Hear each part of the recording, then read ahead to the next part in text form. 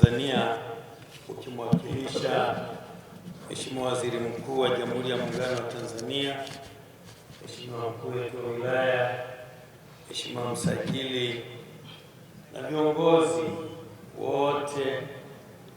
Mwenyekiti wetu amejitahidi kuelezea na kutaja kila mahala.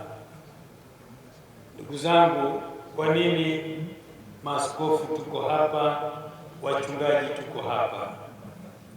Tuko hapa kwanza kwa sababu ya mwaliko wa Shehe Daktari Musa Salum ambaye ni imamu mkuu wa msikiti hapa Temeke, lakini ni mwenyekiti wetu wa Jumuiya ya Maridhiano na Amani Tanzania.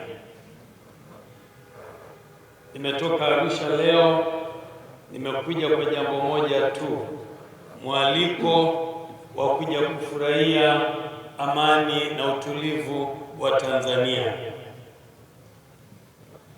Wako hapa maaskofu wenzangu, wako wachungaji wenzangu. Kwa nini tuko hapa?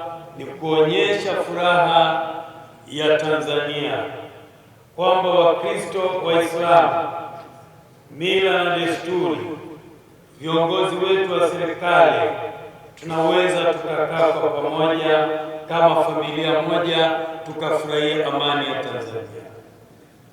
Ni wito wetu Jumuiya ya Maridhiano na Amani tunapoelekea kwenye uchaguzi mkuu.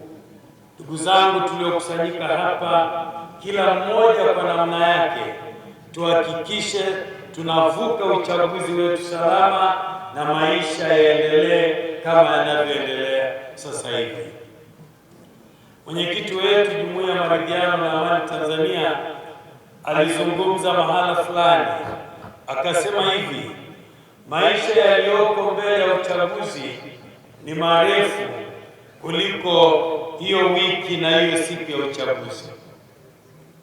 Ni wito wetu kwa wanasiasa wote wa vyama vyote, mwanasiasa yeyote ambaye atahamasisha juu ya swala lolote litakaloondoa amani ya Watanzania, huyo mwanasiasa, sisi Jumuiya ya Maridhiano tunasema huyo mwanasiasa hatufai. Kila mwanasiasa katika kutangaza sera zake ahakikishe kwamba raha hii tulionayo usiku wa leo, raha hiyo tunaendelea nayo. Mheshimiwa Mwenyekiti, naomba kukushukuru kwa kunipa nafasi ya kutoa hizo salamu za Jumuiya ya Maridhiano na Amani. Asante sana. Asante sana. Sasa nimwombe